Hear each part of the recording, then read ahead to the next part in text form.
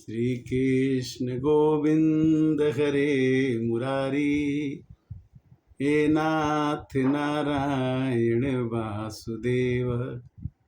श्री कृष्ण गोविंद हरे मुरारी, हे नाथ नारायण वासुदेव। आज गीता का भाग 3 और 4 आपसे चर्चा करने का मौका मिला है और इसमें हम ये देखेंगे कि भगवान ने गीता के अध्याय 4 और 3 में क्या बातें बताई।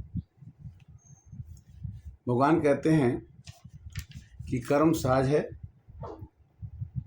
कर्म किए बिना कोई जीवित नहीं रह सकता। कर्म में जिसकी प्रवृत्ति हो, प्रवृत्ति मैंने काम करने की क्षमता हो, उसे सांख्य योग की बात समझ में नहीं आती। सांख्य योग का मतलब होता है कि मनुष्य अपने जीवन में जो भी काम अपने स्वार्थ के लिए ना करे, भगवान के लिए करे और संसार से विरक्ति उसकी हो जाए। प्रवृत्ति मन में तरह तरह के विक्षेप पैदा करती है। प्रवृत्ति मतलब जो भी हम काम कुछ करते हैं तो उससे हम सोचने लगते हैं कि हमको ये मिल जाएगा, ये कर लेंगे। कर्म करते ही हमारे अंदर फल का एक बीज पैदा हो जाता है। प्रवृत्ति मन में तरह तरह के विक्षेप पैदा करती है कि ये हो जाएगा तो ये हो जाएगा, ये हो जाएगा तो वो हो जाएगा। और अर्जुन क्षत्रिय है, प्रवृत्ति उसका स्वभाव है। कोई भी आदमी कुछ काम करता है तो चाहता है कि मेरे को कुछ ना कुछ मिल जाए। वह धार्मिक है, आध्यात्मिक नहीं है। धार्मिक और आध्यात्मिक क्या अंतर है कि पूर्ण रूप से भगवान पर विश्वास जब हो जाता है तो अध्यात्म उसके अंदर छा जाता है। धार्मिक माने काम हम अच्छे करेंगे, ये विचार है, धार्मिक विचारधारा है। किंतु आध्यात्मिक माने भगवान से जुट जाना। तो अर्जुन आध्यात्मिक नहीं है, इसलिए वह शुभ अशुभ पाप पुण्य के बीच में झूलता रहता है। वो कहता है कि मैं अपने गुरु जी को मार दूंगा तो मुझे मारने का पाप लग जाएगा। भगवान कहते हैं कि जो आएगा वो मरेगा, तुम्हें मारने की क्या जरूरत है, तुम चिंता मत करो। तो इस प्रकार से श्री कृष्ण से कर्म द्वारा पाप पुण्य आदि द्वंद्वों से मुक्त होने की युक्ति बताते हैं। भगवान कहते हैं कि देखो, पाप पुण्य कर्म तुम चाहते हुए भी चाहोगे कि किसी का भला हो जाए तो नहीं हो सकता है। अगर तुम चाहते हो किसी का हम बुरा कर दें तो भी वो बच सकता है। यानी कर्म आपके हाथ में नहीं है। कर्म जो है, मैं डायरेक्टर हूँ, मैं निर्देशक हूँ, भगवान निर्देशक हैं और मनुष्य अपने काम को करता रहता है। श्री कृष्ण जी कहते हैं कि अर्जुन को आसक्ति रहित होकर अपना कर्तव्य करने का उपदेश देते हैं। आसक्ति का मतलब क्या होता है कि जिस काम को हम करने लगते हैं उसके हम आदी बन जाते हैं, आसक्त हो जाते हैं कि इसके बिना मेरा काम नहीं चलता। जैसे हम जिस काम को करें और वो चीज़ छूटता है तो हमें बड़ा दुख होता है। आसक्ति रहित होकर के, जैसे किसी दुकान पर काम करने वाला नौकर, वो आसक्ति नहीं रखता है कि बिक्री होगा कि नहीं होगा, बैठा रहता है। जिस दिन बिक्री होगी उस दिन बेच देगा, जिस दिन नहीं होगी उस दिन नहीं होगी। उसी तरह से उसको आसक्ति नहीं है किसी प्रॉफिट के लिए, लाभ के लिए। भगवान कहते हैं कि तुम उसी तरह से एक किराए के घर में हो और तुम उस तरह से काम करो जिससे जो होगा होगा। अध्याय 4 गीता में भगवान कहते हैं कि जो जैसा है उसे सही उसी रूप में जान लेने को ही तत्व ज्ञान कहा जाता है। जैसे जो चीज़ हम आँख से देखते हैं वो हमारे आँख के सामने बना और वो नाश भी हो सकता है, होना ही है, आज नहीं तो कल, नहीं तो 100 वर्ष के बाद। तो जो जैसा है उसे वैसे ही उसी रूप में जान लेना ही ज्ञान है। यानी मनुष्य का शरीर से लेकर के जितनी भी चीज़ें हैं नाशवान हैं, उसको हम चाह करके भी नहीं बचा सकते।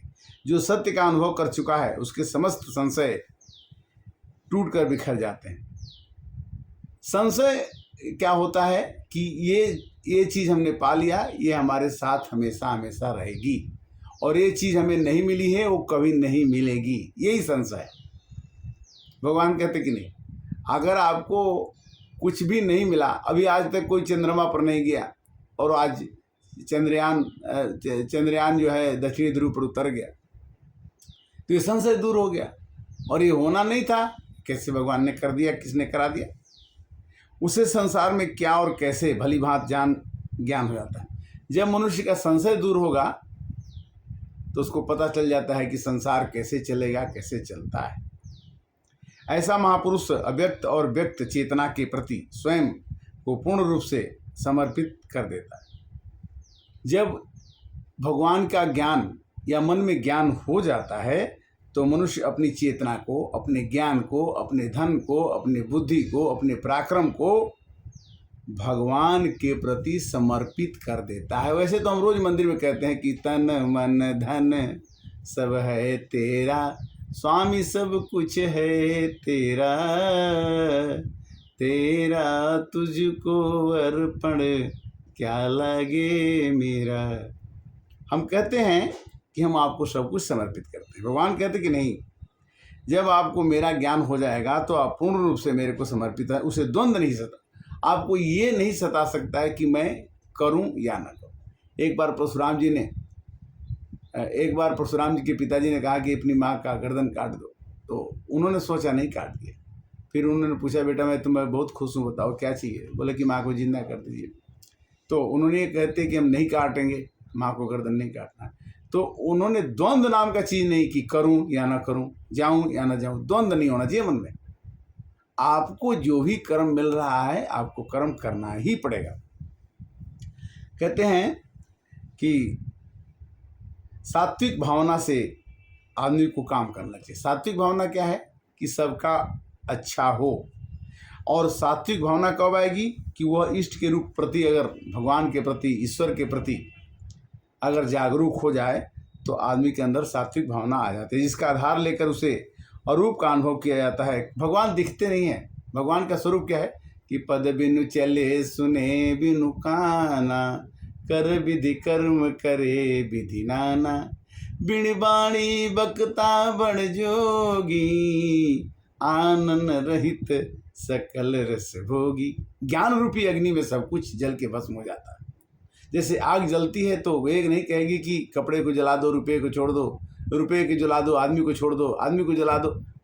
जैसे ज्ञान रूपी अग्नि से पूरा संसार भस्म हो जाता है, उसी तरह से जब ज्ञान रूपी मनुष्य में भाव आ जाता है तो उसे द्वंद्व नहीं सताते। उसमें प्रवृत्ति और निवृत्ति, क्या करें और क्या ना करें। प्रवृत्ति मैंने करना और निवृत्ति मैंने बचना। किससे हम निवृत्ति हो जाएं और किस में हमारी प्रवृत्ति हो जाए। प्रवृत्ति निवृत्ति हम दोनों से बच जाते हैं कब, जब हम भगवान को समर्पित हो जाते हैं तब। किंतु भगवान को समर्पित होना इतना आसान नहीं है। गीता ये हम आपसे कह रहे हैं, हम कई वर्षों से पढ़ते पढ़ते हमको बहुत ही माइनस में ज्ञान है, प्लस पे तो हो ही नहीं सकता, माइनस में है। और तृण के समान हम कोशिश करते हैं कि ये ज्ञान जब मेरे अंदर थोड़ा सा झलकता है तो मैं चाहता हूँ कि ये ज्ञान सबके अंदर थोड़ा थोड़ा झलकने लगेगा तो उसको मन खुश रहने लगेगा, बस और कुछ नहीं है। मन में प्रसन्नता रहेगी और काम तो जो कर रहे हो आप नहीं कर रहे हो ही रहा है और होता ही रहेगा, काम रुकने वाला नहीं है। जिसका आधार लेकर उसे अरूप का अनुभव किया जाता है, ऐसे में उसका सारा ज्ञान और कर्म मौन हो जाता है। आदमी का ज्ञान और कर्म मौन हो जाता है और यह मौन संकृति गूंगे की सरीखे हो जाती है। कैसे गूंगे के सरीखे? कैसे कि जो गूंगे को मीठे फल दो अंतर्गत ही भावे, मेरो मन अनंत कहाँ सुख पावे। जो आदमी आम का फल खा लेगा वो करीला क्यों खाएगा। जो मधुकर अंबुजरस चख्यों को करूल फल खावे, मेरो मन अनंत कहाँ सुख पावे। सूरदास जी ने कहा कि जो भंवरा आम का बौर का स्वाद ले लिया वो करीले का फल नहीं खाएगा। और कहते हैं कि सूरदास कहे कामधेनु छेड़ी कौन दुहाए। जिसने कामधेनु का गाय का दूध पी लिया वो बकरी का दूध क्यों पिएगा। तो कहने का मतलब कि गीता का अध्याय 3 और 4 का सार हमने आपसे चर्चा किया। गीता के 3 में भगवान ने कहा कि जो भी हम काम करते हैं अनाश्रित काम होके, कि हम किसी के आश्रित होके काम करना पड़ता है कि मैं इसके लिए काम करता हूँ। और आश्रित होके काम मत कीजिए कि इसके लिए नहीं करता हूँ तो भगवान में आपकी प्रवृत्ति बन जाएगी कि भगवान के लिए मैं काम करूँ। और कोई भी काम ज्ञान के सदृश कोई भी चीज़ नहीं है। ज्ञान से ही सब कुछ प्राप्त किया जा सकता है। गीता एक महान पुस्तक है जो पूरे विश्व में पढ़ी जाती है, सुनी जाती है। गीता का सार 1-2 कह दिया, आज 3-4 हो गया। अगले एपिसोड 230 में 5-6 की भी चर्चा होगी। और गीता की चर्चा सुनने से अगर आपको आनंद आता है तो आप सुने, दूसरे को भी सुनाने की कोशिश करें।